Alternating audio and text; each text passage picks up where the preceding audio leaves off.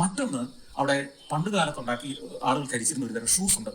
Clocks എന്നറിയപ്പെടുന്ന wooden shoes, മരം കൊണ്ടുള്ള ഷൂസുകൾ ഉണ്ടാക്കുന്ന ചില ഫാക്ടറികൾ ഇപ്പോൾ അവിടെ ഉണ്ട്. പണ്ട് ഈ ആളുകൾ ഈ ചെളിയിൽ പണിയാൻ, അതായത് വെള്ളം വറ്റിച്ച് കുട്ടനാട് പോലത്തെ ഭൂപ്രകൃതി, അപ്പൊ അവിടെ ഇറങ്ങി പണിയാൻ അവര് നഗ്നപാതരായിട്ടല്ല അവിടെയൊന്നും അവർ ഇറങ്ങും. കാരണം പ്രത്യേകിച്ച് നല്ല തണുപ്പുള്ള വിന്റർ സീസണിലൊക്കെ വെള്ളത്തിൽ ഇറങ്ങണമെങ്കിൽ കാലിനൊരു പ്രൊട്ടക്ഷനൊക്കെ വേണം. അപ്പൊ അവര് മരം കൊണ്ടുള്ള ഒരു ഷൂസ് ഉണ്ടാക്കി അത് ധരിച്ചുകൊണ്ടാണ് ഇറങ്ങിയിരുന്നത്. ഇപ്പൊ നമ്മുടെ മുമ്പിൽ ഡെമോൺസ്ട്രേറ്റ് ചെയ്ത് കാണിക്കുകയാണ് എങ്ങനെയാണ് ഒരു മരക്കട്ട ഒരു ഷൂസായി മാറുന്നത്. അത്തരത്തിലുള്ള ചില യന്ത്രങ്ങളുണ്ട്. അതായത് ഒരു ഷൂസ് ഉണ്ടാക്കി ഒരു ഡൈ മെഷീനിൽ വെച്ച് കൊടുത്തു കഴിഞ്ഞാൽ മറ്റേ മെഷീൻ അതേ അളവിൽ ഈ തടിക്കട്ടയിൽ നിന്ന് ഷൂസ് ഉണ്ടാക്കിക്കൊണ്ടിരിക്കും. അതിനുശേഷം ഇതിന്റെ കുറച്ച് ഭാഗങ്ങളൊക്കെ കൈകൊണ്ട് ചെത്തിയെടുത്ത് വൃത്തിയാക്കുന്നതോടുകൂടി ഒരു ഷൂ റെഡിയാകുന്നു. അതായത് പരമാവധി ഒരു 10 അല്ലെങ്കിൽ 15 മിനിറ്റ് കൊണ്ട് മരം കൊണ്ടുള്ള ഒരു ഷൂസ് റെഡിയാണ്, ഒരു സെറ്റ് ഷൂ റെഡിയാണെന്നാണ് അതിന്റെ അർത്ഥം.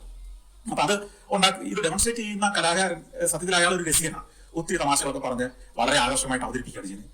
അത് കണ്ട് ഇറങ്ങി അടുത്തൊരു ഹാളിലേക്ക് ചെല്ലുമ്പോൾ അത് വലിയ ഷോറൂമാണ്. ഷോറൂം എന്ന് പറഞ്ഞാൽ അവിടെ നിരവധി ഷൂസ് നിരത്തി വെച്ചിരിക്കുകയാണ്. ഈ മരം കൊണ്ടുള്ള പല അളവിൽ നമ്മൾ ചെറുപ്പങ്ങളെ കയറുന്ന പോലെ തന്നെ. പക്ഷേ ഈ ഷൂസ് എല്ലാം വെറും മരം കൊണ്ടൊക്കെ വളർന്നു വെച്ചിരിക്കുകയല്ല, അതിലെല്ലാം ചിത്രപ്പണികൾ ചെയ്തിട്ടുണ്ട്. ചിലത് വലിയ വില പിടിച്ച ചിത്രപ്പണികളാണ്, ചിലത് വളരെ ലളിതമാണ്. ലളിതമായ വില കുറയും, ലളിതമല്ലാത്തതിന് വില കൂടും. വലിയ വിലയുടെ മുതൽ ചെറിയ വിലയുടെ വരെയുള്ള ഷൂസുകളുണ്ട്. നമുക്ക് ഇട്ട് നോക്കാം. ആ സമയത്ത് ഞാൻ പുറത്തേക്ക് ഇറങ്ങി ഗ്രാമത്തിന്റെ കാഴ്ചകൾ കണ്ട് അവിടുത്തെ ഈ ചെറിയ തോടുകൾ, അതിന്റെ തീരത്ത് വിളഞ്ഞു നിൽക്കുന്ന ആപ്പിളൊക്കെ ഉള്ള ഫലവൃക്ഷങ്ങൾ, സുന്ദരമായ ഗ്രാമം.